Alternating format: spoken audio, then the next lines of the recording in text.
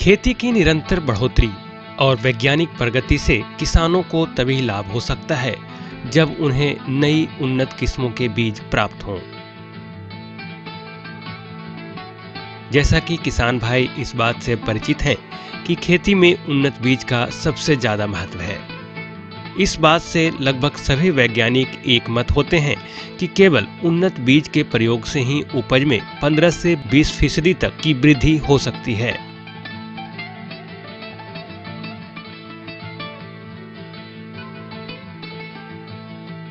वैज्ञानिक यह भी सलाह देते हैं समय समय पर बीज बदलना भी लाभकारी सिद्ध होता है। इसलिए बीज के महत्व को समझते हुए किसान भाई बीज उत्पादन से खुद ही जुड़ जाएं, तो उनके लिए सफलता का एक नया दरवाजा खुल जाएगा। जी हाँ, अपने खेत के लिए बढ़िया गुणवत्ता के उन्हें बीज मिल जाएंगे। साथ ही बीज उत्पादन व्यवसाय से जुड़कर अधिक से अधिक लाभ किसान भाई अर्जित कर सकेंगे।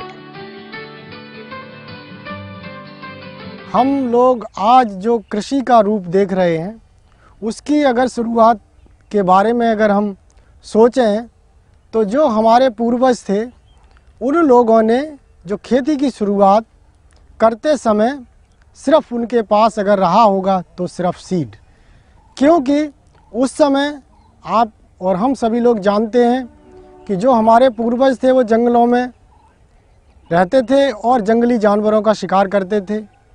उनमें से जिन लोगों ने भी पहला, चाहे जो भी पुरुष या महिला रहा होगा, और जिसने भी ये देखा होगा कि ये पौधे हैं और इनका जो बीज बनता है, बीज बन के बीज छिटक जाता है ज़मीन में, और अगले वर्ष जब बरसात होती है तो वो बीज उग करके फिर पौधा बना देता है। तो इस तरह से उन लोगों ने इन पौधों के महत्व को समझा होगा और इस तरह से खेती का जो आज का जो हम रूप देख रहे हैं उस तरह से उसकी शुरुआत हुई होगी। और ये जो तरीका है ये अभी भी बहुत सारे देशों में इस तरह का अपनाया जाता है, और जिसको हम लोग झूम कल्टीवेशन कहते हैं कि वहाँ पर क्या है, जंगलों में बीज को छिटक दिया जाता है बिना हल चलाए, बिना खाद डाले और बिना पानी दिए। जब बरसात होती है तो वो पौधे उगाते हैं और उसको फसल को लोग काट लेते हैं। लेकिन इसी के साथ साथ इसके जो शुरू में धीरे धीरे बदलाव आता गया, और आज का जो कृषि का स्वरूप है जिसमें आप हम देख रहे हैं कि आज हल हैं और इसके साथ जो बुवाई की मशीनें हैं, फर्टिलाइज़र है, साथ ही साथ इंसेक्टिसाइड, पेस्टिसाइड है, इसके साथ साथ और बहुत सारी आधुनिक तकनीकी आज खेती में प्रयोग हो रही है। लेकिन इनमें सबसे ज़्यादा महत्वपूर्ण जो है वो है बीज, क्योंकि इन चीज़ों के बिना भी हम खेती कर सकते हैं, लेकिन अगर हमारे पास बीज ही नहीं होगा तो हम खेती नहीं कर सकते हैं। तो चलिए सबसे पहले हम जानकारी हासिल करते हैं कि बीज और खाने योग्य अनाज में क्या अंतर है। कुछ किसान भाई अनाज को ही बीज मानते हैं, जो कि एक भ्रम है। हर अनाज बीज नहीं होता। वैज्ञानिक बताते हैं कि बीज में उत्पादकता के साथ साथ अंकुरण क्षमता भी होना अनिवार्य है। और खाने योग्य दाने में अंकुरण क्षमता नहीं रहते। आइए इस पहलू को विस्तार से जानते हैं अपने विशेषज्ञ के माध्यम से।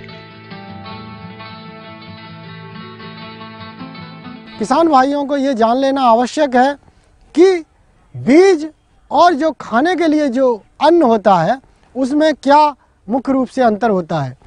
देखिए, आप लोग समझते हैं कि जो बीज है और जो खाने का उसको हम दाना कहते हैं वो दोनों एक ही चीज़ है। ये बिल्कुल धारणा एक गलत धारणा है, क्योंकि बीज में जो हमारा बीज है उसमें कुछ अंकुरण के मानक स्थापित किए गए हैं और जो भारत सरकार है उसके द्वारा जो बीज के मानक भारत सरकार के द्वारा स्थापित किए गए हैं उनमें जो अंकुरण क्षमता सबसे प्रमुख है, उसके बाद में है उसकी आनुवंशिक शुद्धता, उसके बाद है उसमें नमी का प्रतिशत, उसके बाद है उसमें खरपतवारों के बीज, उसके बाद है उसमें प्योरिटी, बीज कितना होना चाहिए। 1 किलो बीज में अगर हम लेते हैं तो उसमें कितना बीज होना चाहिए और कितने दूसरे तत्व हो सकते हैं। तो इसलिए ये सब बातें बीज Indian minimum seed certification standard के लिए निर्धारित की गई हैं।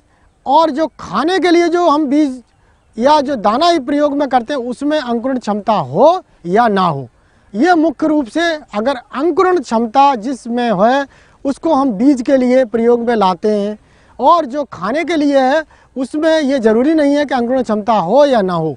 तो ये चीज़ एक ध्यान में रखनी चाहिए।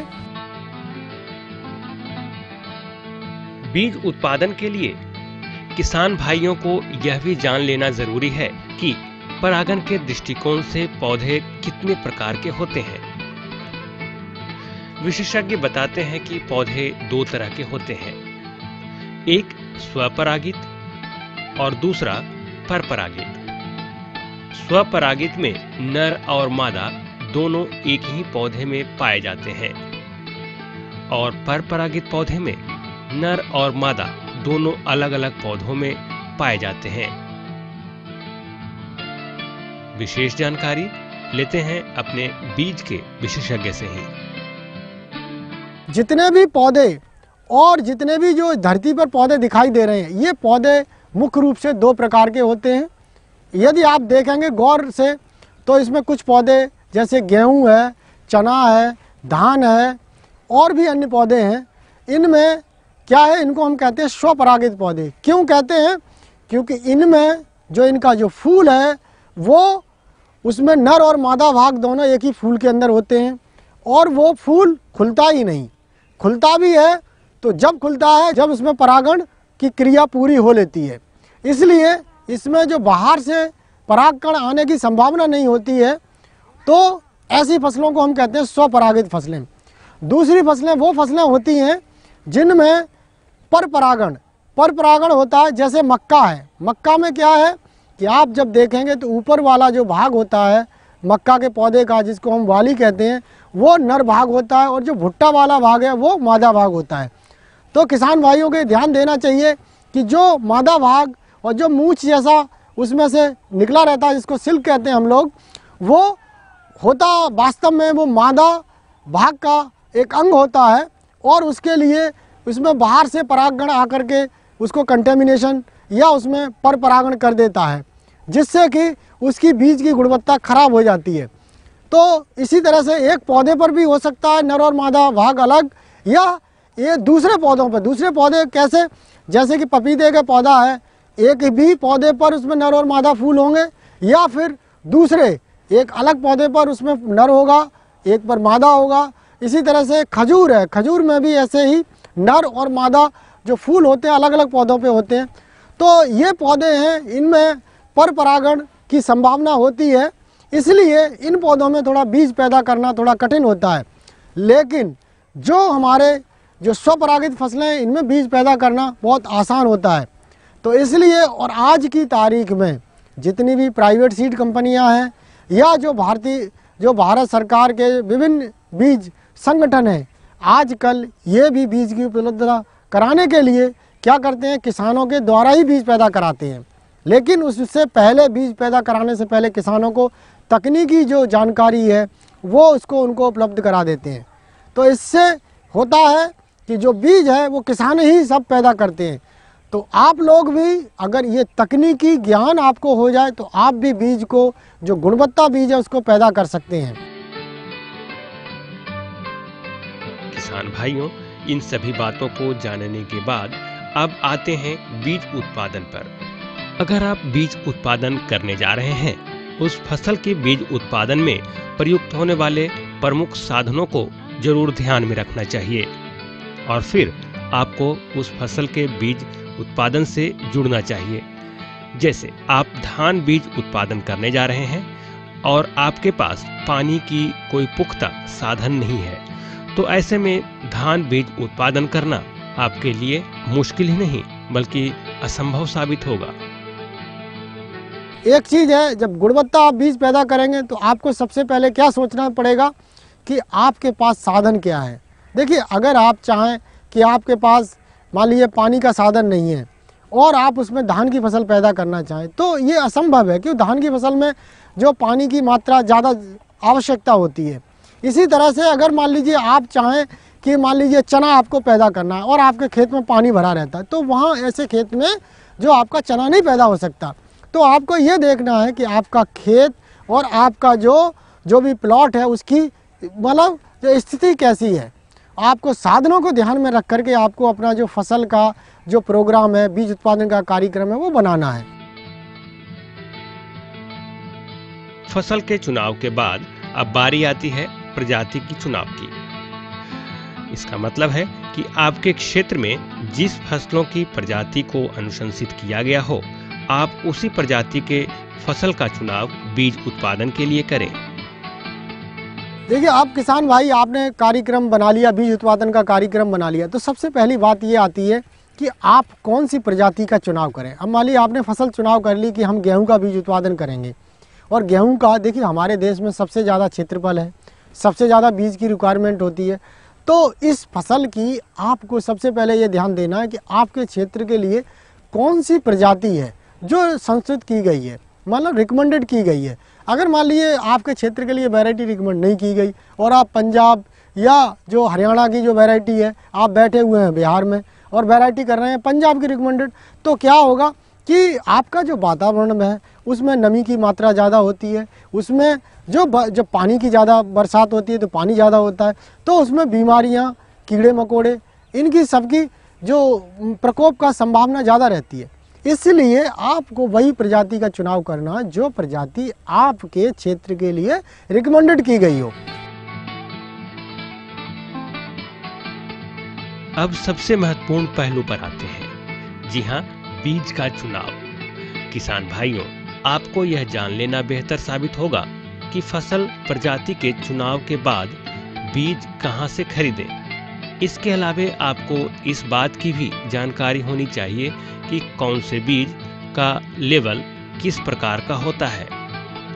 इसकी पूरी जानकारी दे रहे हैं हमारे वैज्ञानिक। जब वैरायटी का आप चुनाव कर लिए, फिर आपको समस्या ये आएगी कि आप बीज कहाँ से लें।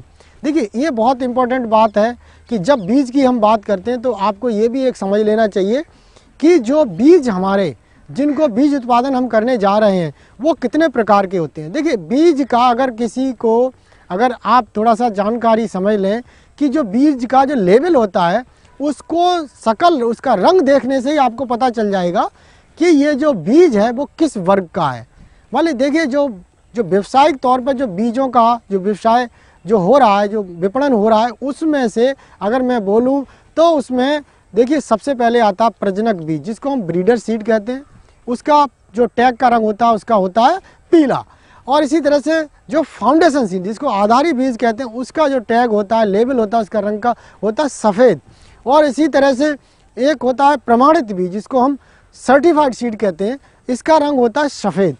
और आप ये लोग जानकारी रखिए कि जो दोनों बीज, जो आधारी और प्रमाणित बीज, फाउंडेशन और सर्टिफाइड सीड, ये हमारे सर्टिफाइड कैटेगरी, सर्टिफाइड वर्ग के होते हैं। सर्टिफाइड का मतलब ये है कि आज की तारीख में पूरे भारतवर्ष में लगभग 23 के करीब हमारे यहाँ विभिन्न राज्यों में बीज प्रमाणीकरण संस्थाएं हैं।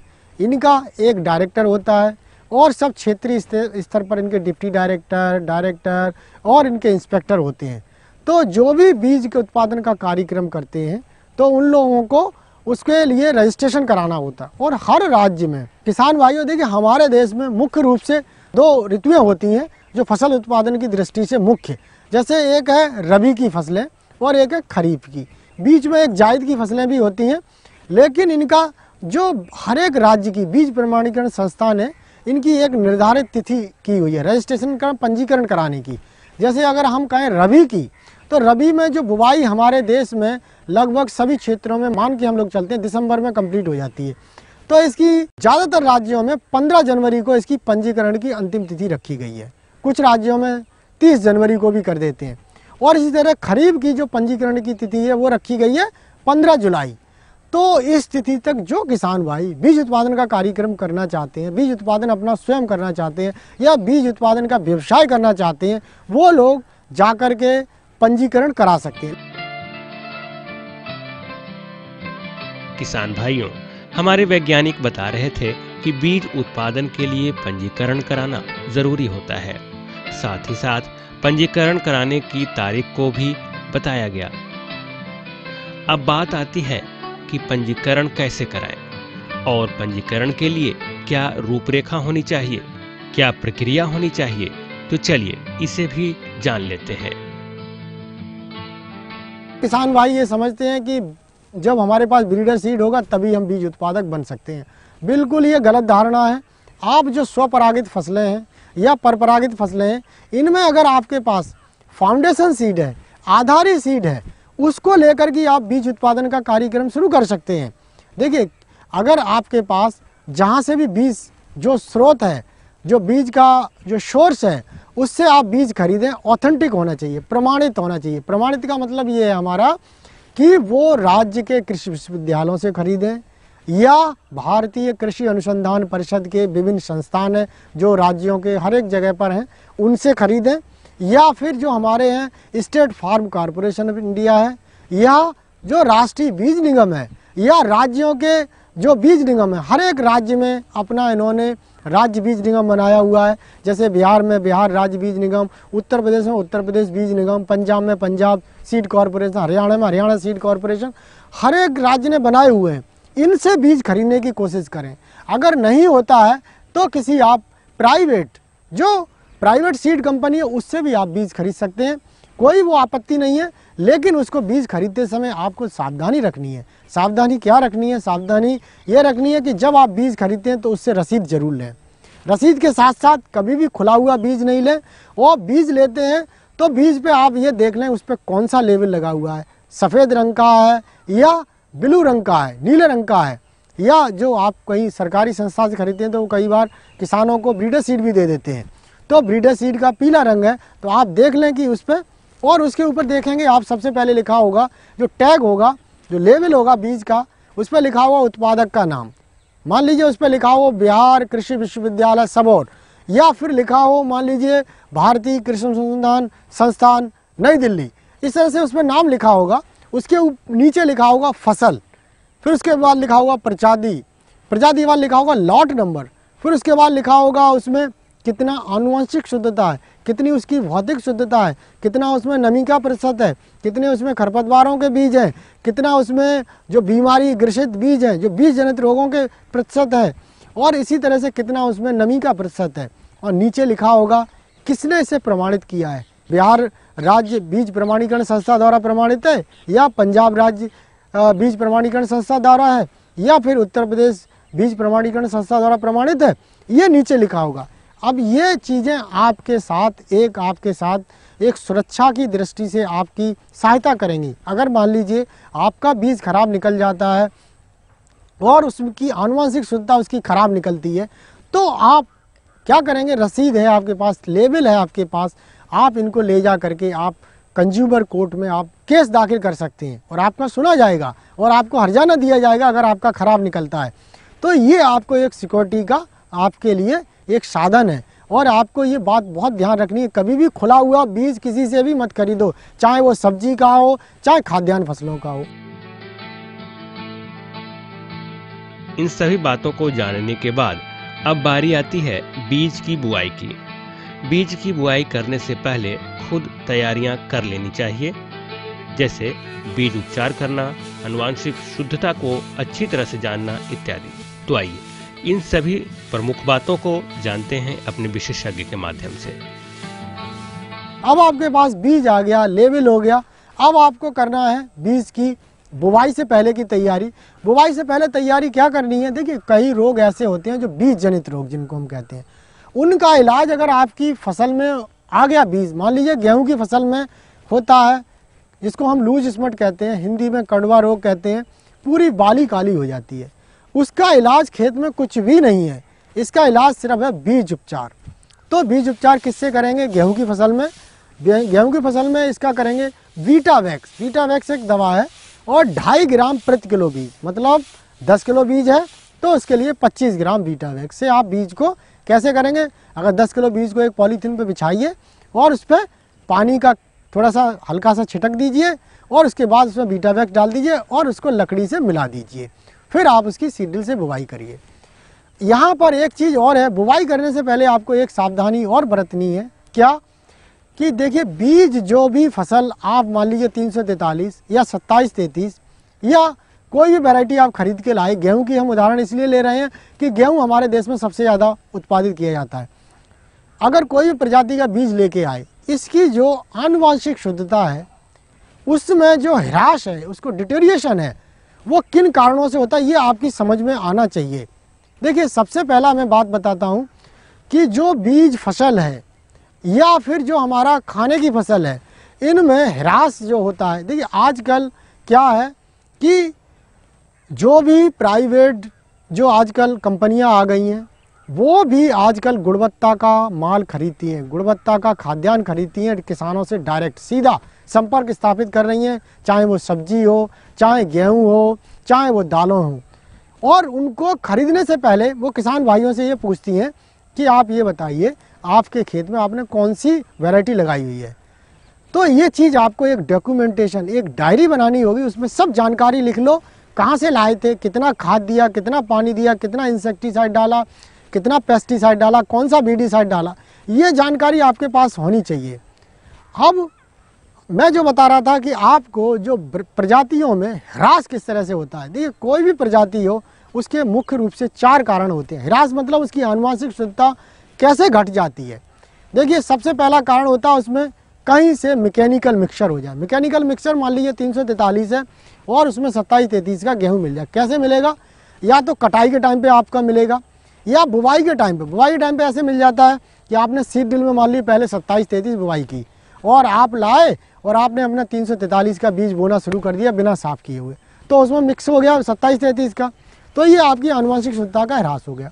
दूसरा तरीका ये है, जब वैरायटी जो रिलीज़ करते हैं ब्रीडर, जो हमारे प्रजनक हैं, वो क्या करते हैं, वैरायटी रिलीज़ करने से पहले उसकी पूरी तरह से 100% जो 100% तक उसकी आनुवांशिक शुद्धता को मेंटेन नहीं कर पाते और उसमें थोड़ा बहुत रेजिडुअल जो उसमें बची हुई विविधता रह जाती है। तो विविधता, मान लीजिए आपने इस साल फसल लगाई तो मान लीजिए 1 पौधा निकला, अगले साल उसी बीज को फिर दोबारा लगाया तो उसमें मान लो 1 के 10 पौधे हो गए, अगले साल लगाया तो उसमें 20 हो गए। तो इस तरह से वो बढ़ते बढ़ते उसकी जो आनुवांशिक शुद्धता का ह्रास हो जाता है।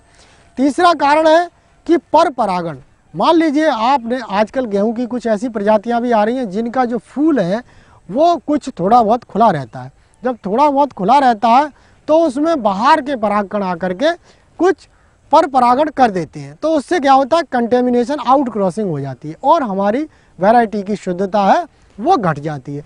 चौथा कारण जो वातावरण का तापमान है, ह्यूमिडिटी है और रेडिएशन है, इनके द्वारा, और वैरायटियों का स्वभाव भी होता है कि अपने आप उनमें उत्परिवर्तन, जिसको हम म्यूटेशन कहते हैं, एकदम अचानक से चेंज आ जाता है उसे जेनेटिक जो बनावट में, वैरायटियों की में, प्रजातियों की में, तो इससे वैरायटी का ह्रास हो जाता है।